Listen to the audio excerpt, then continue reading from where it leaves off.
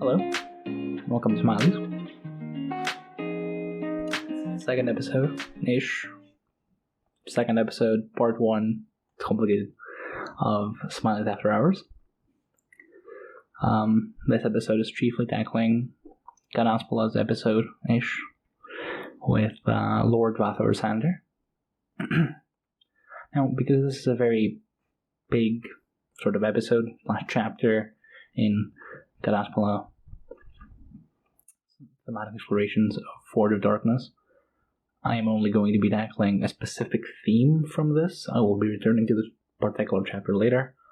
And more specifically, I will not be able to cover this in just vague terms from later books. So the new spoiler scope for this will have to be less than vague terms for Fall of Light.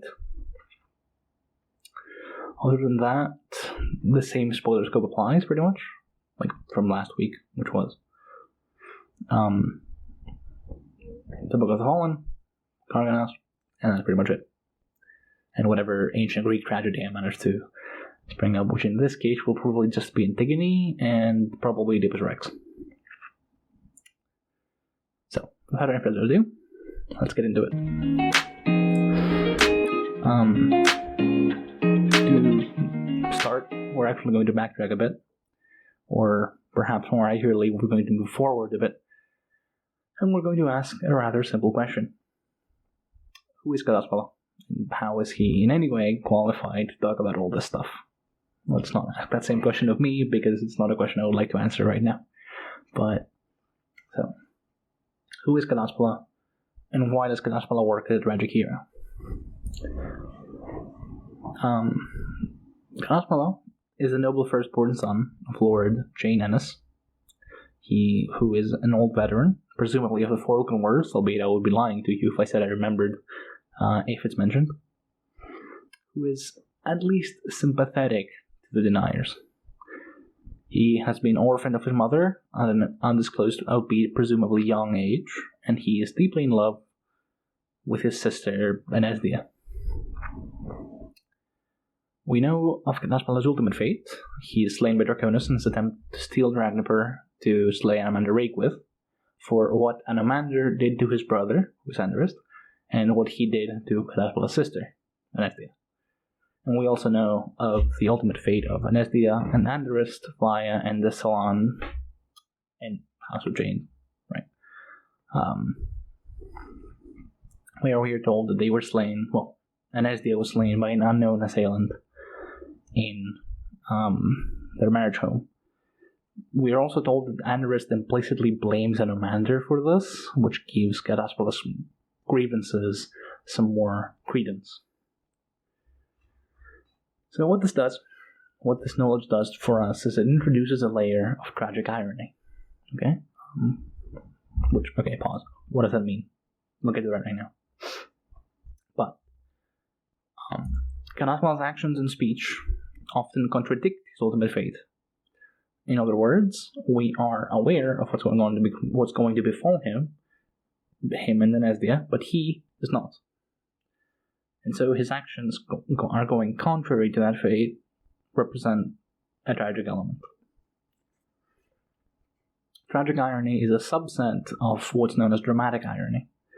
In our particular case, it hinges on the fact that the audience, us, in this case us, are aware of something that the characters are not. And more often than not, those characters have to do something contrary to what the audience is aware of for dramatic irony to work. I'm first going to give a few examples from real-world tragedies before we get into Kadaspala again. For an example of tragic irony from a play we have already drawn from, we can look to Oedipus Rex. Oedipus leaves Corinth, which is his adopted home, once he learned that his fate is to murder his father and marry his mother. Now, he knows this, but he thinks Corinth is his home. We know that Thebes is his home. He doesn't know that the man that he murders in a road rage accident when he's on his way to Thebes is his father. But we know that. He doesn't know that the woman he marries as a reward for ridding Thebes of the Sphinx is his mother, but we know that.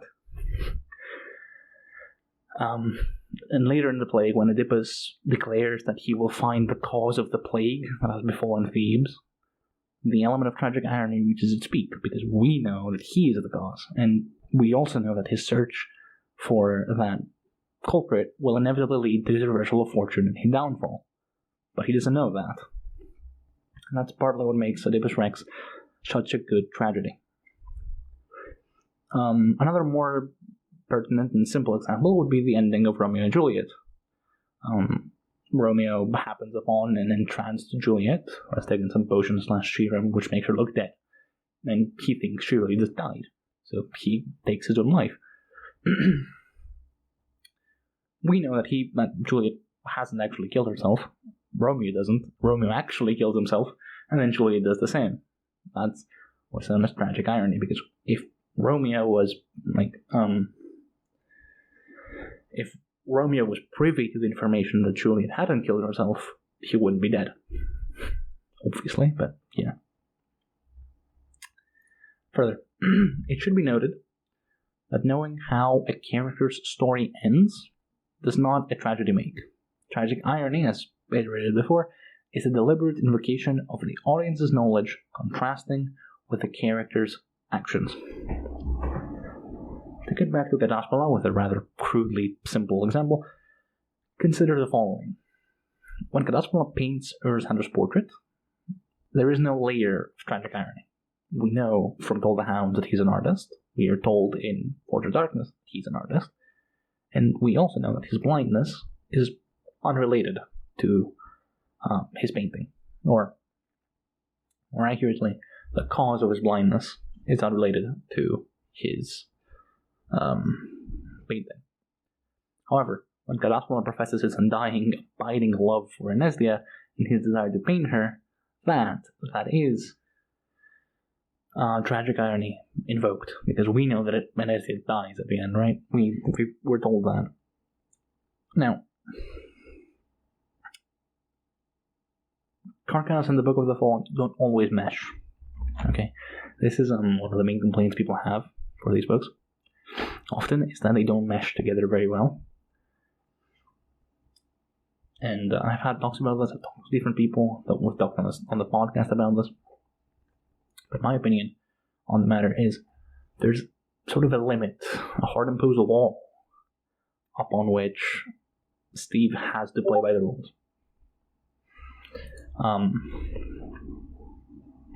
In other words, Steve has established very clearly that Kadaspala blinds himself. He is killed by Draconis, and he is in Dragnipper because he tried to steal Dragnipper from Draconis to kill Rake with. Now, which of these are important? Which of these can Steve play with, so to speak? Whether or not he is killed by Draconis or by Rake or kills himself with Dragnipper accidentally isn't all that important to his tragedy, to the tale of his tragedy. What is the interpersonal relationships that lead to said tragedy. He must blame Rake, otherwise the rest of his story in Told the Hounds doesn't make sense. He must be motivated by the death of Anestia. His blindness is in a limbo. In our version of events, it is related. He blinds himself because of what befell Anestia and what Rake did. But it's not immediately necessary for the tragedy to work. He doesn't need to blind himself because of Anestia's death for the rest of the tragedy to work. So that kind of allows Steve to have some more leniency with what to play with, but somehow, some way, Kadaspala needs to end up in Dragnipper blaming Rake and blind. Okay. Great.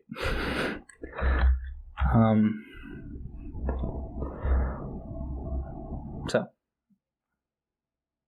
we have now established, somewhat, why Kadaspala works as the tragic hero. Suck it, Aristotle.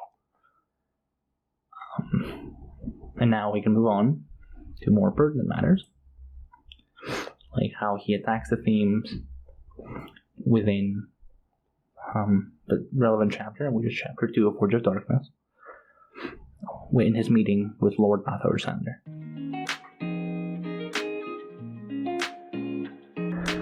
So, let me set the scene. Kadaspala is currently painting Lord Bath Urusander. Okay? We mostly see him through Hunral's POV. Hunral is a character for reasons I won't get into here, but you will know if you have actually read Draconis. And we are basically told outright from the very get-go that this is a very politically motivated painting. This is something that Kadaspala has been commissioned to do because of the request of Father Urusander. Or perhaps more accurately, at the request of more generally the realm and the current situation within said realm. And Urusander is like kind of the most pertinent scapegoat with which to wage war with. But that's for a later episode. How Kadaspala views art and all of that. We're not going to keep that here. We are also told that Kadaspala is very moody when he paints, which isn't particularly relevant, it's just funny. Because later, in this very scene, when we get to his POV, Kadaspala goes on to profess that he despises the notion of betters, not equals. That's the exact opposite. He despises the notion of betters. He views every single life as of immense value and of immense equal value. So everybody, regardless of station, regardless of sex, gender, race, religion, culture, any of that, any discriminatory base, is equal. And their lives have immense value. And also, he is borderline sociopathic. He admits to hating everyone he knows. Almost everyone. The three exceptions I can think of off the top of my head are Anestia, obviously, Galan, and Rais Harat. Albeit a third one's a bit debatable. So, great. When you look more generally, though, why is this such a politically motivated thing? What is going on? What's up with the realm? And why is Kadaspala doomed? Like, I've made a point of calling Kadaspala a tragic hero and a doomed hero. Why are his thoughts on justice rendering him a doomed hero? To do that, we're going to need to dive a bit deeper into Creon society and how it's structured. So, in a single sentence, Creon is a mess. Okay? In its early days, it was born as a monarchy.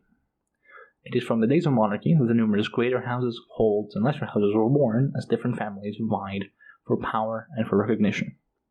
Like many mortal kingdoms, compromises were abound in the realm of Coeur d'Alene, and one such compromise was bound to arise following the death of its last ruler, an unnamed queen, half-sister of the diced woman now known as Mother Dark. Alas, due to certain interferences, said woman ascended into godhood, transforming the realm of Coeur d'Alene into a theocracy ostensibly ruled by Mother Dark, albeit the conventions present during the days of the monarchy, low-born and high-born, lesser and greater houses, are still around.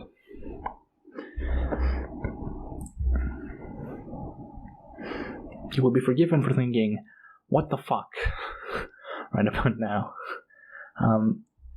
It's not theoretically impossible for such a realm to arise, but given how, borderline Kafkaesque the, nightmarishly complex the ruling class of Coeur d'Alene is, but how easily it also comes down when prodded a bit, it's very difficult to imagine this arising organically. But also, it's such an excellent background for this tale to go forth.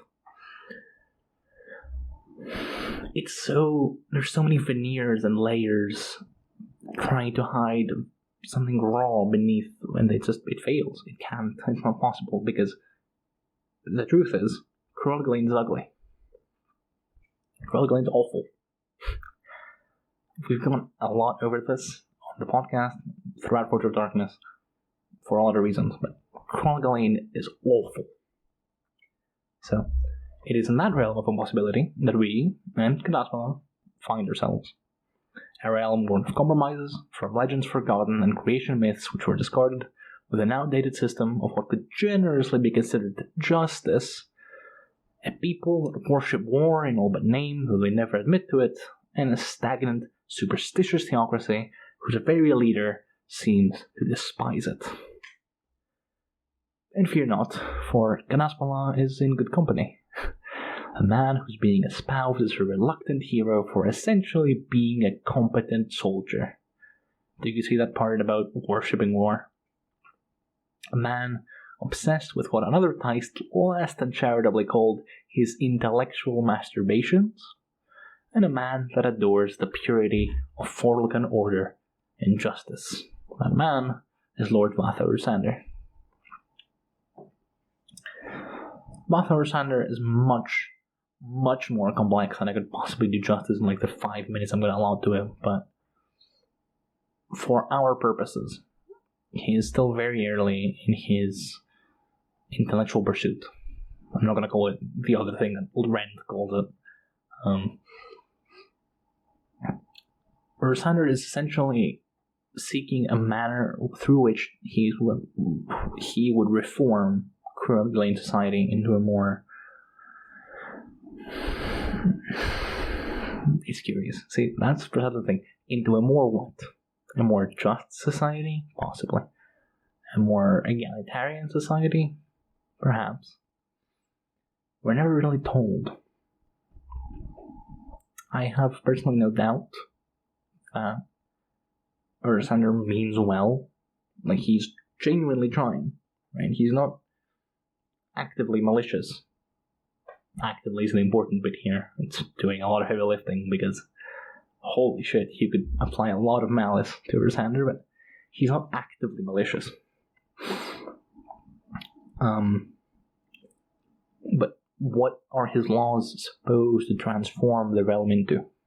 Because currently, Cruel Galen is a theocracy ruled by a goddess that doesn't want to rule, and so she delegates to her priestesses, of which there are like 2 head priestesses, and a host of other priestesses whose main job is sex for like the purposes of commune.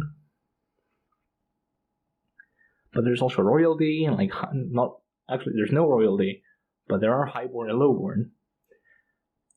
It's all really confusing. And I think Kadaspala agrees with Urusander in the regard that to fix this mess, you need to uproot the whole thing and start from the bottom. Because, truth be told, Mother Dark isn't at fault here. Mother Dark essentially inherited a flawed system, a flawed realm, and she's trying to lead her people down reforms organically. Like, this is your doing. I'm not going to be the one that guides you. I'm not going to be the one that tells you what is right and what isn't, because you should know. Hold that thought. But this is effectively who Urusander is here. He is a man that adores the purity, the orderliness of Forlocan justice, because everything is pristine, as Galar Barons goes on to call it later. Dissent can find no purchase, because it is cut down in a welter of violence. Now, Vatha would like to circumvent that welter of violence bit, and formalize law to do the heavy lifting for him, but Kadaspala disagrees. So, Kadaspala, broadly, in my opinion, can be said to be Cruel Galen's first humanist. Now, For the purposes of this series, whenever I make mention of humanity or some other thing related to humans in such a context, just imagine that it refers to the dice and not humans, right? So, in that regard, he is Coeur d'Alene's first humanist. In very broad terms, a definition we'll be using to apply to Kadaspala goeth thusly. Humanism is a democratic and ethical life stance which affirms that human beings have the right and responsibility to give meaning and shape to their own lives. It stands for the building of a more humane society through an ethic based on human and other natural values in the spirit of reason, free inquiry through human capabilities. Now, that is a broad definition and is adopted as a mantra by a single organization in the 20th century. Humanism is much too broad a term to apply to a single organization or a single philosophical idea. And humanism in the Renaissance is much different than humanism now. But we're not going to bother. This is the definition we're going to be using. This is the definition I want to use because it's easier. So, okay. Kadaspala Enes is Coeur d'Alene's first humanist because, as I said earlier, he professes that every human life is of equal and immense value, and that is a fundamental truth. Further, from the definition before, the democratic part doesn't necessarily apply, though I would argue that Kadaspala almost touches upon anarchy in certain points, though that's a wholly different tale I'm entirely unqualified to tell. But the rest of the definition can broadly be applied to Kadaspala Enes for our purposes. He seems, as I said, to espouse an underlying universal truth pertaining to the governance of peoples, which arises from a certain moral framework which places humanity and its inherent value at the forefront. Though he does despise everyone he knows. So I love this guy.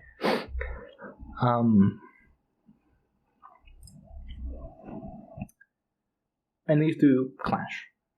Right? You have, on the one hand, Father Urusander, who is very clearly espousing a specific sort of governance, of justice, of law and the rules that permeate society, which are man-made, right?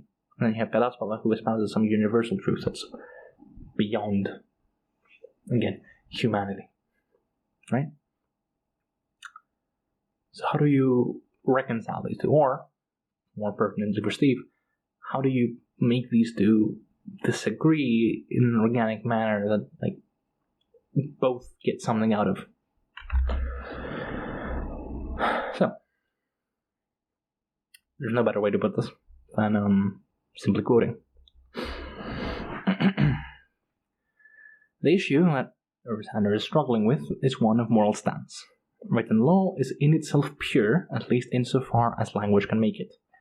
Ambiguity emerges only in its practical application upon society, and at this point, hypocrisy seems to be the inevitable consequence. The law bends to those in power, like a willow or perhaps a cultured rosebush, or even a fruit-bearing tree trained against the wall. Where it grows depends upon the whims of those in power, and before too long, why, the law becomes a twisted thing indeed. Pause. Kadaspala brings this up in the context of art criticism, but we'll examine this completely independently of that framework, on its own, for its own merits. I'm going to be quoting at length for some time now until I finish the scene, at least the pertinent parts, before we get into analysis, so this might get a bit boring. Kadaspala counters. Are not laws little more than formalized opinions, Lord? I begin to see the direction of your thoughts, Kadaspala. To answer you, yes, they are. Opinions on the proper and peaceful governance of society. Excuse me, but peaceful is not a word that comes to my mind when thinking of law. At its core is subjugation, after all. Pause again. So, as mentioned before, the artist is skeptic of authority espoused by the individuals in power. Mostly, he seeks to undermine the opinion that law, written, formalized opinions hold any intrinsic value over the universal value, a value that was immense, of every individual life.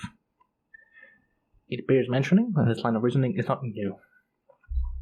It's not new to our world, which we'll get to shortly, and it's not new to the Malayan world. A lot, and I do mean a lot, of the whole Bedic's arc, especially in Reaper's Gale, is focused precisely on the fact that human lives are of higher value than any measure of material wealth. And the question, how much does a human life cost in the context of indebtedness or indentureship, is in and of itself nonsense. Kadaspala exalts this line of reasoning throughout the Book of the Fallen, and the final battle against the justice of the title Leosan and Fork Assail is the pinnacle of this line of reasoning. Gorganas, unfortunately, is different. That Gallant disagrees here. I would hazard he's pretty squarely in hashtag Team Kadaspala, but the framing of the tale requires that Kadaspala's ideas, though lofty and agreeable, be shot down to prove a point. So I'll provide the rest of the quote here before we move on to our world's version. Urusander speaks. Only in the matter of mitigating damaging or antisocial behavior is law subjugation, and at this point I return to you to my first comment. That is, of moral stance.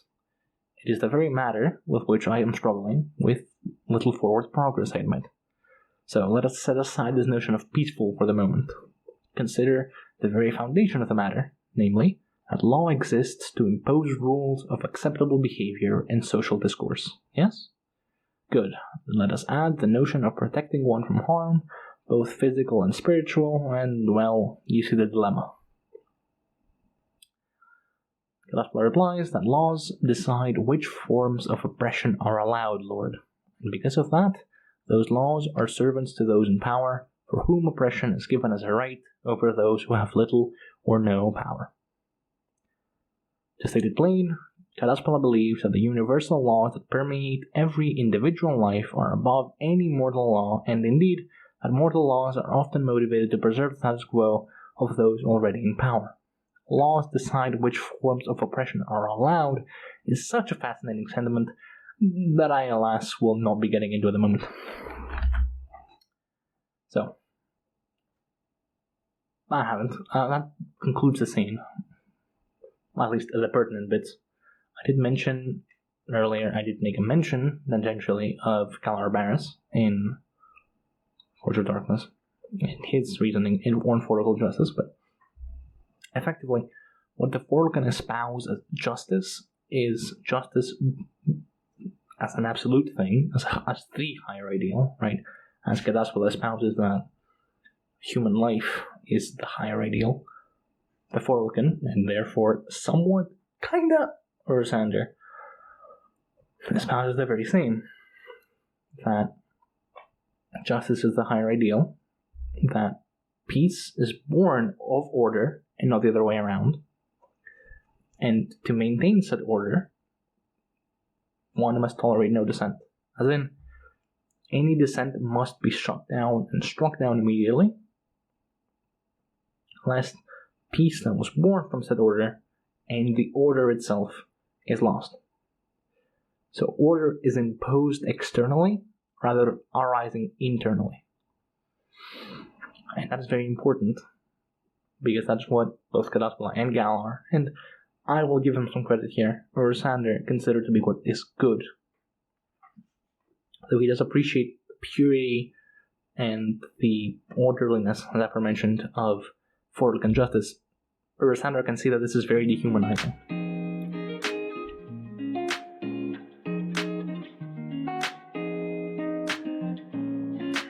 Antigone, if you didn't know, is the third installment of the Theban mythos in Sophocles' trilogy, which I'll recap right now, so there's no need to worry. If you haven't heard of it, if you have, excellent. If you haven't, please go read it. It's a very good piece. Or seek out an analysis that's better than mine, because I'm not really going to be analyzing it very much. Without further ado then, to bring this back to tragedy, this theme of certain universal laws and rules overriding any mortal laws is the catalyst for the events of Antigone. Our friend Oedipus, do you remember? Yeah. Has married Jocaste, who is his mother, and their marriage has produced 4 offspring: 2 brothers, Eteocles and Polynices, and 2 sisters, Smiley and the titular Antigone. Following Oedipus' self-exile, the 2 brothers decided to basically split the throne. Each brother would rule for 1 year, and they would alternate between them. Eteocles would get to rule first, and in the most predictable plot twist ever, he refuses to give up the throne when his time is up. So, Polynices, who at this time was in Argos and was in good standing with the garrison king, decided to raise an army of 7 generals, himself included, to besiege the city of Thebes, which had 7 gates. Hence, the play describing these events by Aeschylus is named 7 Against Thebes. Long story short, the 2 brothers kill one another. Their uncle Creon, who is brother of Jocaste, which technically also makes him Oedipus' uncle, don't think about it too much, takes the throne and declares that for his crime of treason against Thebes, Polynices will remain unburied.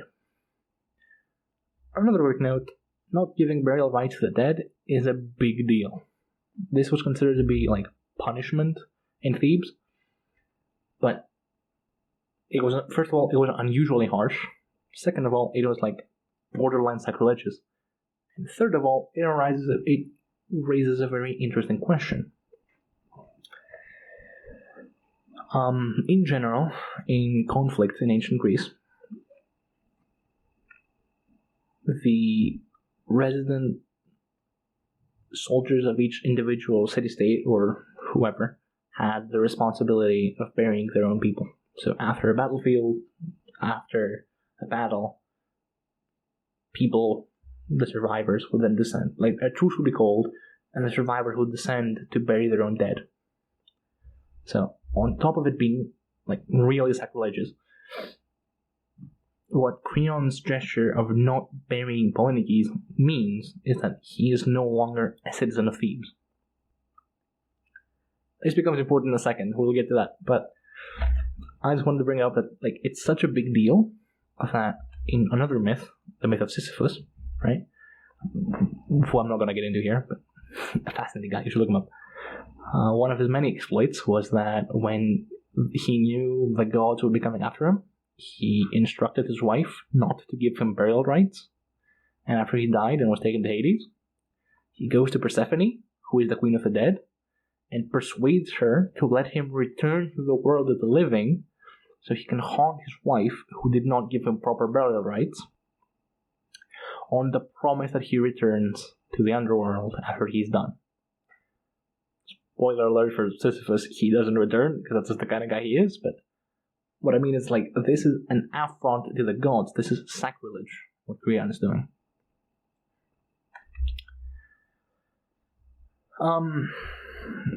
In other words, this burying the dead thing and paying proper respect to the fallen is what we consider a universal law that permeates every mortal life and is above any mortal law. For that matter, this is precisely the argument that Antigone invokes against Creon. His laws are both immoral and sacrilegious, and that those that are dead hold more weight than any ruler, that weight of divine law. Polynices effectively betrayed his state, and one of the themes of this tragedy, from a political standpoint, is whether or not his treason deprives him of citizenship. Another, as aforementioned, is that burying the dead is it's ordained by divine law. It is decreed by gods, right? So, in not following those rules, Creon places his laws above divine law, which is hubris. It's what bites him in the ass in the end, and it's also very interesting. Stop me if it sounds familiar. Creon's actions are based on the fact that, as aforementioned, Polynices' treason robs him of his capacity as a citizen of Thebes, i.e., he is a stateless individual and therefore is not subjected to Theban or any contemporary state's law. Antigone does not deny Polynices' treason, because it's obvious, but instead declares that such actions do not render somebody stateless. In other words, Creon asserts that Polynices' citizenship can be stripped if he proves to be disloyal to the state, while Antigone asserts the exact opposite. Now, this would be a more reasonable debate, if not for one crucial detail. Creon is the absolute ruler of Thebes at the time of the play, and therefore, for all intents and purposes, Creon is the state of Thebes, and the state of Thebes is Creon. In other words, the law of the state of Thebes can be morphed to match Creon's desires and whims, and does this sound familiar to anyone else?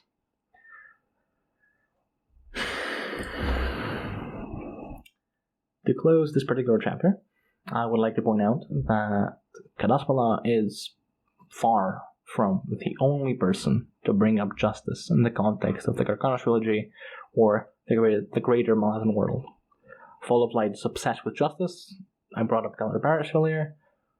Did I mention that there's a big fight against the Leosan and the Assail at the end of the Book of the Fallen? Because that's happening. Big question in especially the last two books, Dust of Dreams and the Purple God, or how do you fight justice? How are you an enemy of justice while remaining in the right? But no one, in my opinion, no one does it like Kadaspala. He's an individual that is simultaneously cognizant of the immense injustices present within the very realm he inhabits, and he is also aware of his inherent privilege to affect the change of said injustice. Kadaspala does not allow himself to be chained by societal expectations, which is in part why I think Galan chose him for the tale, or the norms of the nobility whom he seems to hold in contempt. Now, I bring this up because of two reasons. One, his father, Janus, half-jokingly brings this up to Anestia, right? When she broached the fact of Krill leaving the Enes house on the eve of Anestia's wedding. Jane mentions something along the lines of, Anestia mentions something along the lines of, are we going to uproot all societal expectations and norms and all that? And Jane responds, I think I should probably leave that to the younger generation.